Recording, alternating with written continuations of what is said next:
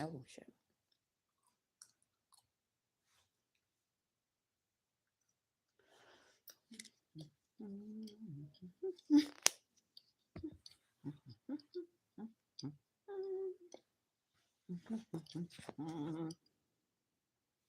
Hey yo, hey yo, hey yo, hey yo, hey. I'm excited to get into this book. Not sure where the energy is coming from, but it is stemming from the ambiance of sharing. So, we're going to do the drama of The Gifted Child, The Search for the True Self by Alice Miller. The Search for the True Self. I think I missed that the last time. The Search for the True Self. So, this is from a psychological theory. Okay. The search for the true self. Everyone has their own, I would say, opinion or theory. Well, theory is definitely something that can be quantified or qualified. So, the search for the true self from a psychological perspective, you guys. So, before when we were reading Alice Miller, right, for your own good, we got a lot of background about the author and her interests with child rearing, childbearing. Okay, she's going from the very most interesting concept of child rearing, of how we are taught to use corporal punishment on children and how it affects and play out into our reality all the way up until adulthood. From here,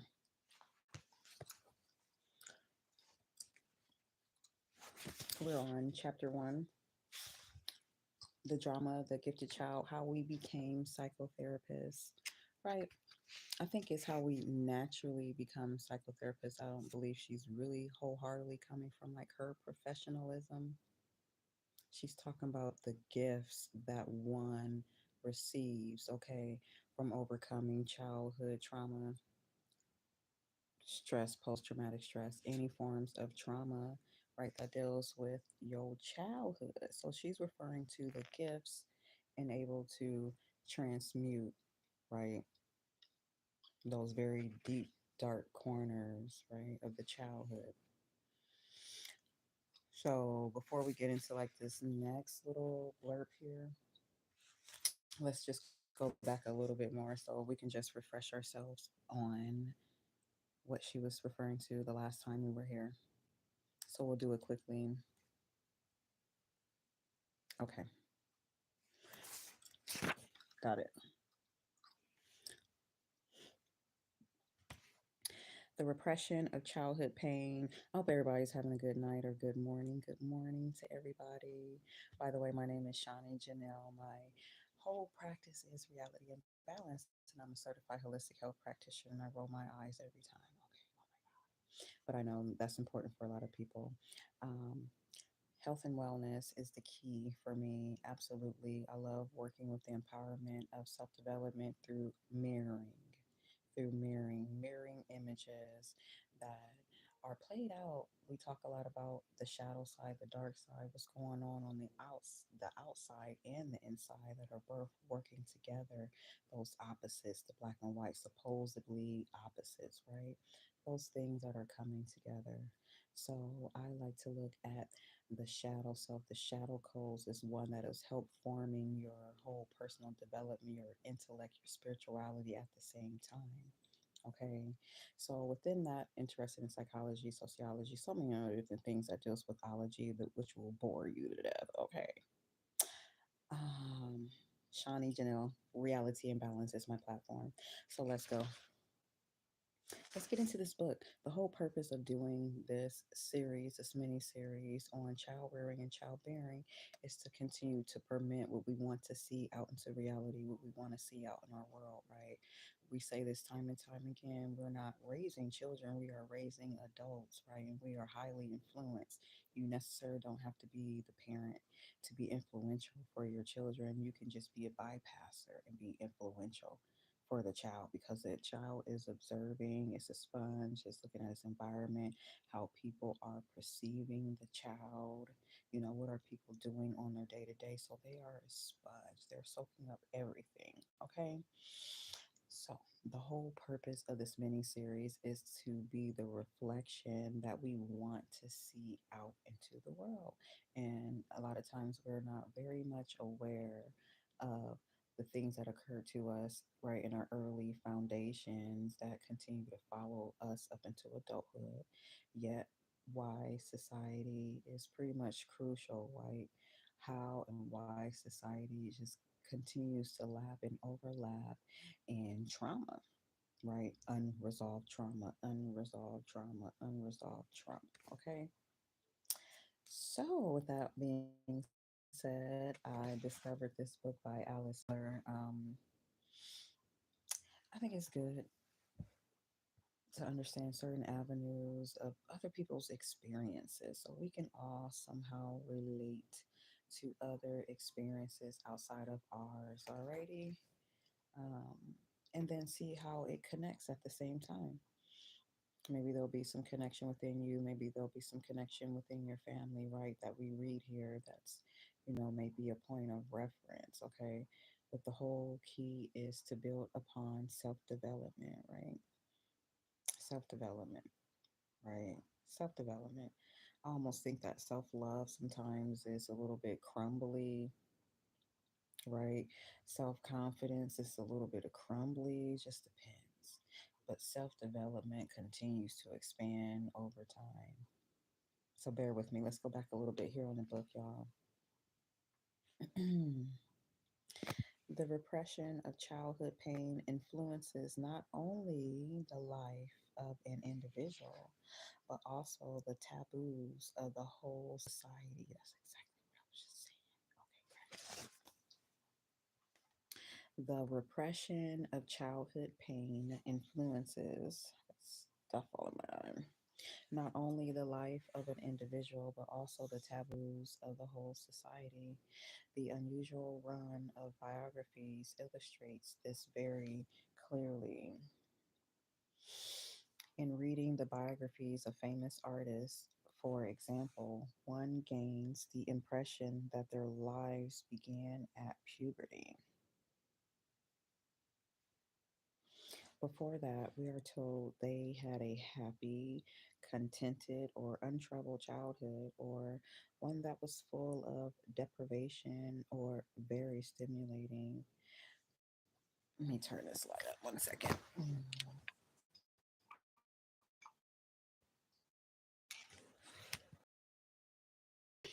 So, some reason she decided to use like some reason, right?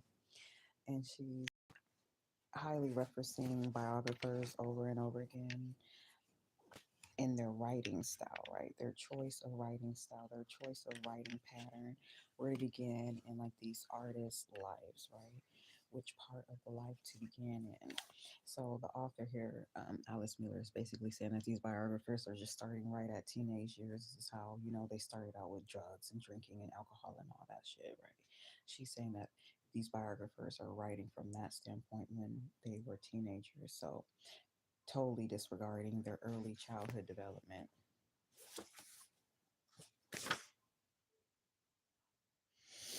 Hmm. The poor rich child. Moving on. I sometimes ask myself whether it will ever be possible for us to grasp the extent of the loneliness and desertion. Why is something I which we were exposed as children? I sometimes ask myself whether it will ever be possible for us to grasp the extent of the loneliness and desertion to which we were exposed as children. Here, I do not mean to speak primarily of children who were obviously uncared for or totally neglected and who were always aware of this or at least grew up with the knowledge that it was so. Okay. The knowledge of so, okay, like the separation, right? The, the guardian, whomever in charge of the child was not fully present. Not fully present. That's what she's talking about. Apart from these extreme cases, there are large numbers of people who enter therapy in the belief with which they grew up that their childhood was happy and protected. Sorry, I have like a bunch of, I have like something trying to blind my eye. What is going on? Quite often, I have been faced with people who were praised and admired for their talents and their achievements, who were toilet trained in the first year of their lives, and who may even, at the age of 1.5 to 5, have capably helped to take care of their younger siblings. That was a mouthful. That was a mouthful. Quite often, I have been faced with people who were praised and admired for their talents and their achievements, who were toilet trained in the first year of their lives, and who may even, at the age of 1.5 to 5, have capably helped to take care of their younger siblings. According to prevailing attitudes, these people, the pride of their parents, should have had a strong and stable sense of self assurance. But the case is exactly the opposite. They do well, even excellently, in everything they undertake. They are admired and envied. They are successful whenever they care to be. But behind all this lurks depression, a feeling of emptiness and self alienation, and a sense that their life has no meaning.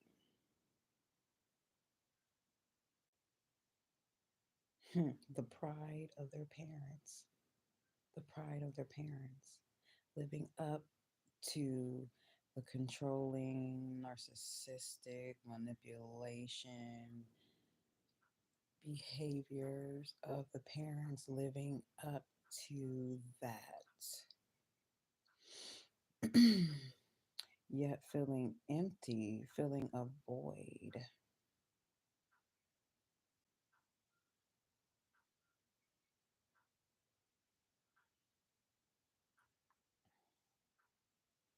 These dark feelings will come to the fore as soon as the drug of grandiosity grandiosity fails, as soon as they are not on top, not definitely the superstar, or wherever they suddenly get the feeling they have failed to live up to some ideal image, or have not measured up to some standard.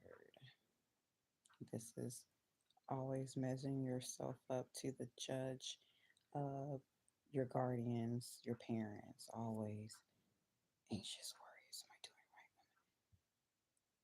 Am I gonna do this? They're gonna beat my ass. I'm gonna get my ass whooped if I didn't do this properly. If I didn't pass all those class, I'm gonna get my ass beat. We're talking about like the extremes of like corporal punishment, or emotional abuse or verbal abuse towards your children, right? Or even just plain on narcissism where the children automatically has to fall in line with domineering patterns of the parent.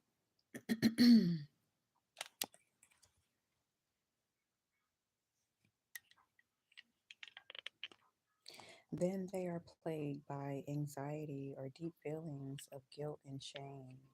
What are the reasons for such disturbances in these competent, accomplished people? So, why are they disturbed, is what she's asking, right? They're so accomplished. They're living up to the standard of their guardian, their father. They went to the school they wanted them to go to. They took out the trash every day when your parent wanted you to. You rubbed your parents' feet, their back whenever, you lived up to all of their standards, right? But why do they have so many disturbances then if they have this so called, you know, being able to achieve, right? In the very first interview, she's getting ready to talk about some of her experiences as a professional. In the very first interview, they will let the listener know that they had understanding parents, or at least one such. And if they are aware of having been misunderstood as children, they feel that the fault lay with them and with their inability to express themselves appropriately.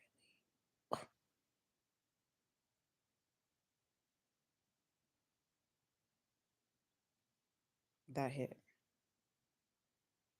They don't even they don't even see the trend, right? They still point them fingers at themselves as I wasn't better. I could have done better. I could have done something better. I wasn't good enough. I'm about to read that again. In the very first interview, they will let the listener know that they have had understanding parents or at least one such. And if they are aware of having been misunderstood as children, they feel that the fault lay with them and with their inability to express themselves appropriately. They recount their earliest memories without any sympathy for the child they once were. And this is the most striking, as these patients not only have a pronounced introspective ability, but seem to some degree to be able to empathize with other people. Being able to feel and understand other people's experiences, but not their own, right? Of why they're disturbed, of why they're depressed, but they can understand and feel other people's experiences, okay, is what she's saying.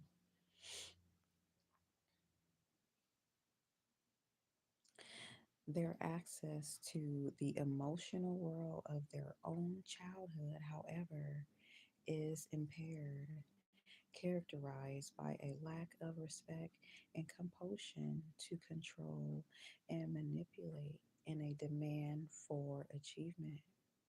Very often, they show disdain and irony, even derision and cynicism for the child they were. Irony.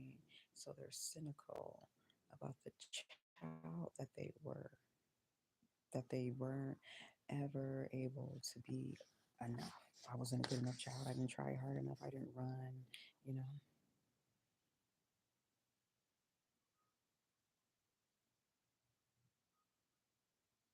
In general, there's a complete absence of real emotional understanding or serious appreciation of their own childhood, and no conception of their true needs beyond the desire for achievement. Beyond the desire for achievement.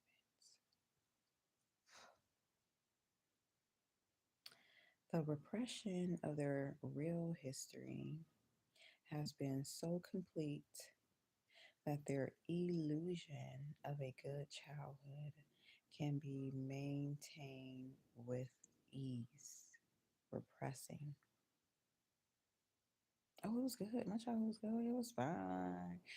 Mom and dad, they stayed together, was married for 30, 40, 50 years. Yeah, they make sure they had clothes on our back, make sure they had, we have food on the table, right? Oh my God. I came home late and my father beat me like a stranger. Ain't that something like Damon Wayne said? That they were so afraid of their He said he was so afraid of his father that he pissed himself when his dad got home. He literally pissed his pants. He was so afraid of his father. And he formed that as his will as survival. But his body and his behavior was looking at his father as a traumatic instance because why would he piss himself and be fearful of his own father?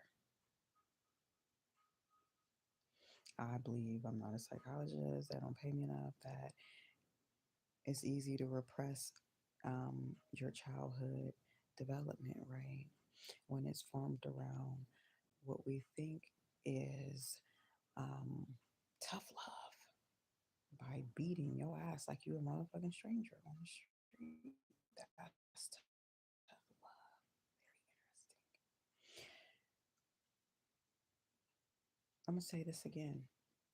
Their access to the emotional world of their own childhood, however, is impaired, like I was just saying, characterized by a lack of respect, a compulsion to control and manipulate, and a demand for achievement. Woo, they are all high achievers in that family.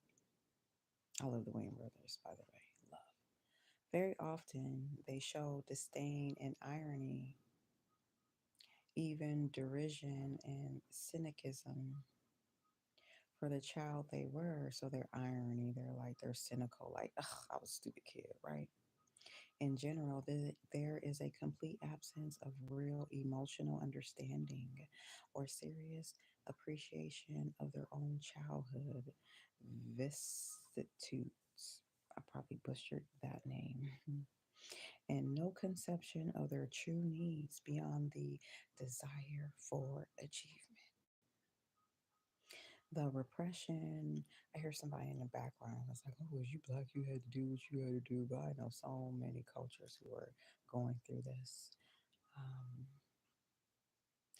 the repression of their real history has been so complete that their illusion of a good childhood can be maintained with ease. How they're over there slapping their knee and laughing and saying, he came home every day. He came home every day. That's all we could ask for is he came home every day. We needed that. He came home every day. So they put all of those traumatic beatings behind in the background to have this presence of fear in their life. They would rather have the presence of a domineering fear. This is what their model was of masculine.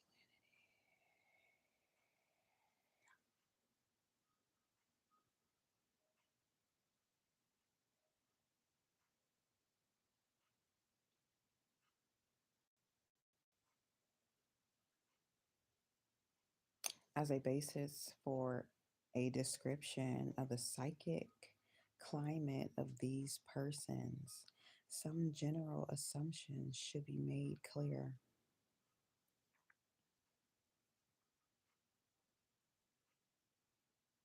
Some general assumptions should be made clear. So let's talk about what are the general assumptions, right? In these instances of the psychic climate of these persons, the psychic climate. Mm. The child has a primary need from the very beginning of her life to be regarded and respected as the person she really is at any given time. When we speak here of the person she really is at any given time, we mean emotions, sensations, and their expression from the first day onward.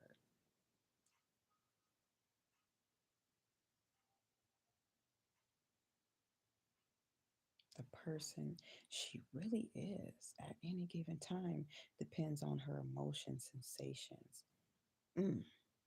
In an atmosphere of respect and tolerance for her feelings, the child in the phase of separation will be able to give up symbiosis with the mother and accomplish the steps toward individuation and autonomy.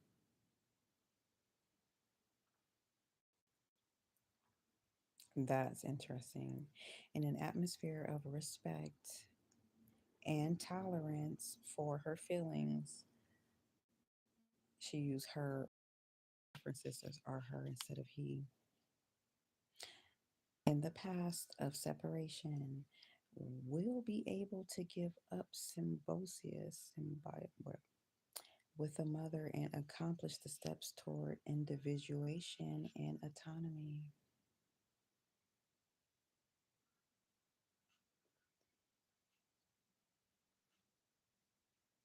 Hmm. Let's continue.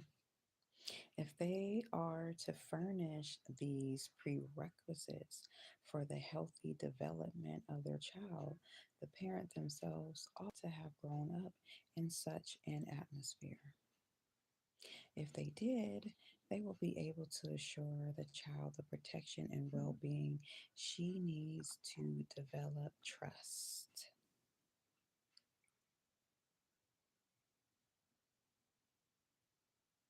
Parents who did not experience the climate as children are themselves deprived. Throughout their lives, they will continue to look for what their own parents could not give them at the appropriate time. The presence of a person who is completely aware of them and takes them seriously.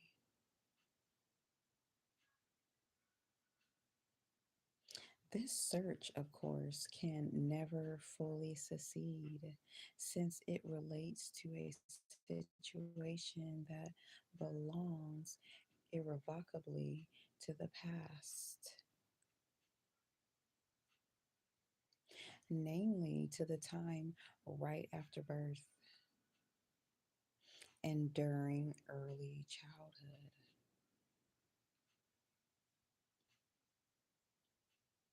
Very early childhood. She says right after birth. Right after birth, in infancy stage, I think the child feels the most because, there's learning every moment, every second.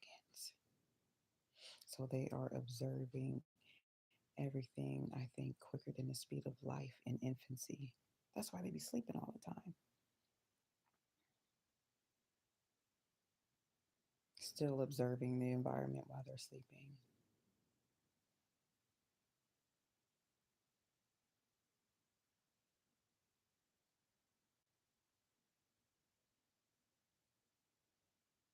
A person with this unsatisfied and unconscious, because repressed, need will nevertheless be compelled to attempt its gratification through substitute means, will fill the void one way or the other.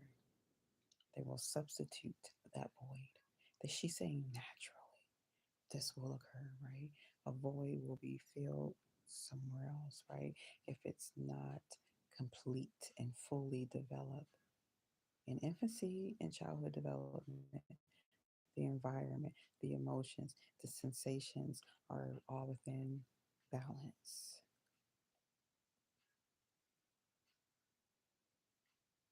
The most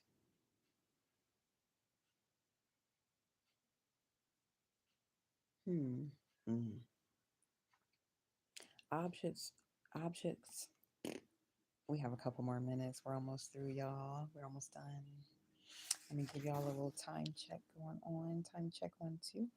It is 1:09 a.m. Pacific Standard Time, and Wednesday, right?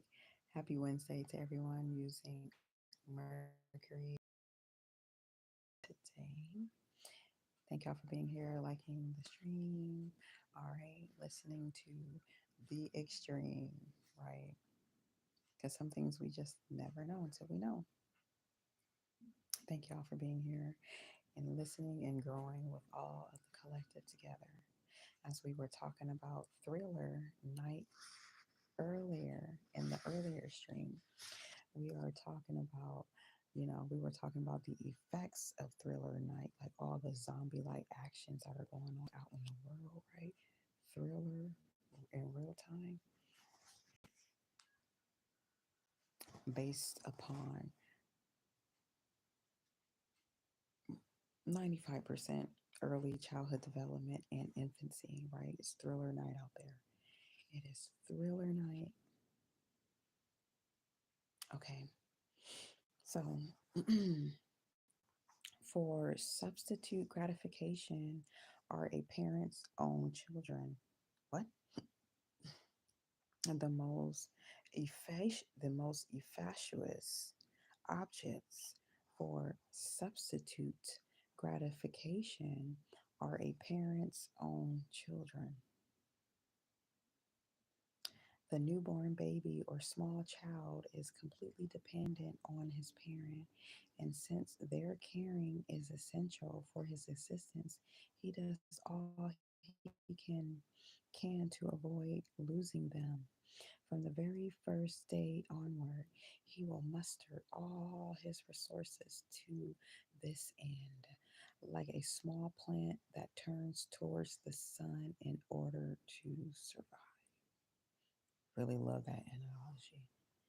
In my work with people in the helping professions, I have often been confronted with childhood history that seems significant to me. Same here, very naturally. Talent. There was a mother who, at the core, was emotionally insecure and who for depended for her equilibrium on her child's behaving in a particular way. This mother was able to hide her insecurity from her child and from everyone else behind a hard, authoritarian, even total, totalitarian, totalitarian facet, totalitarian, authoritarian facet. This child had an amazing ability to perceive and respond intuitively, that is, unconsciously, to this need of the mother of or of both parents. For him to take on the role that had unconsciously been assigned to them. I love when she said that infancy and childhood development stages are similar to plants tilting towards the sun to receive the utmost nutrition and nutrients, right? They're bending towards the light. And that is what children are doing. They're bending towards their mother, they're bending towards their father, no matter what unconscious abuse that is taking place within the parent, the child will still naturally bend towards their parent naturally because it is the only means for the child to survive. Mm, hmm.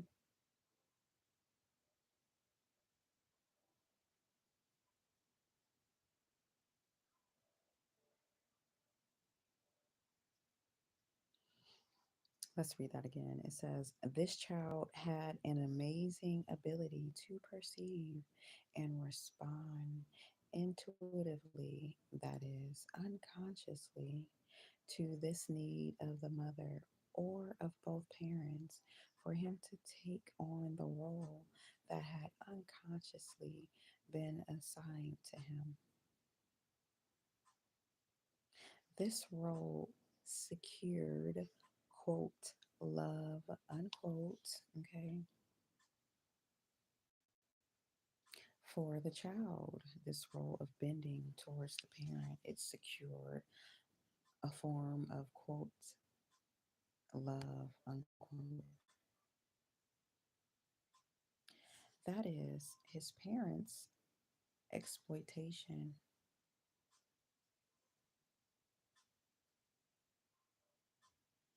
He could sense that he was needed, and this need guaranteed him a measure of existential security. One more paragraph. So we are still on chapter one. We're still on chapter one of The Poor Rich Child and the drama of the gifted child, the search for the true self, and the mind of psychology. We have one more paragraph to go. It's a lot to unpack, it's a lot to consider. It is imperative to read slowly, therefore, you can make some connections. Okay. hmm This ability is then extended and perfected. She's talking about the exploitation that the children have to bend to for survival. This ability is then extended and perfected. Later, these children not only become mothers, confidants, comforters, advisors, supporters of their own mothers, but also take over at least part of the responsibility for their siblings and eventually develop a special sensitivity to unconscious signals manifesting the needs of others. Manifesting the needs of others. Mm. No wonder they often choose to become psychotherapists later on. Who else without this previous history would muster sufficient interest to spend the whole day trying to discover um, what is happening in other people's unconscious?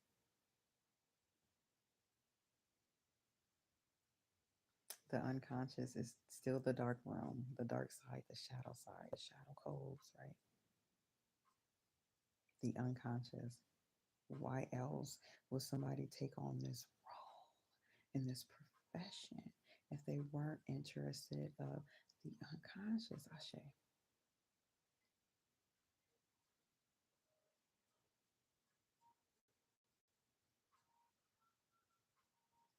But the development and perfecting of this sensitivity, which once assisted the child in surviving and now enables the adult to pursue his strange profession, also contain the roots of his emotional disturbance. As long as the therapist is not aware of his repression, it can compel him to use his patients who depend on him to meet his unmet needs with substitutes.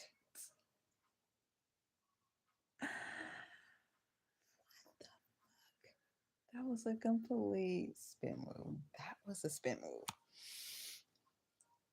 That is that was a spin move. What?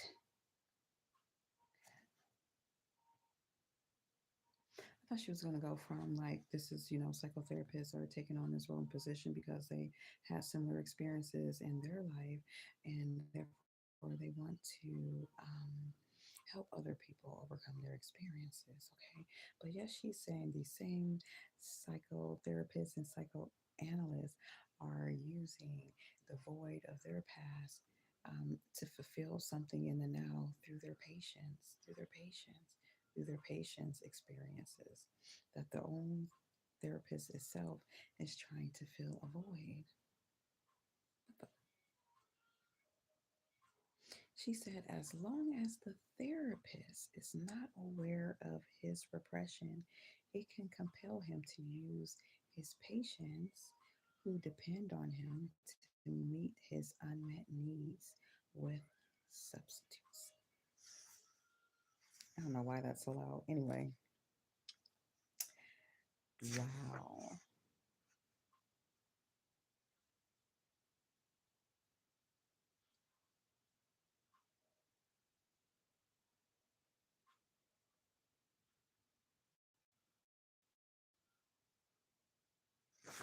I'm trying to see if I should say because she's getting better and better. She's just warming up. And I can already tell on the second page it is definitely hot. Yeah, we'll save it for tomorrow. All right, y'all. Hope you're having a good morning. Thank you for reading this with me. I know it can be very much in depth or however, I don't know. I'm just reading it, honey. Okay. But have a good morning, and I'll see y'all in a couple hours. Bye.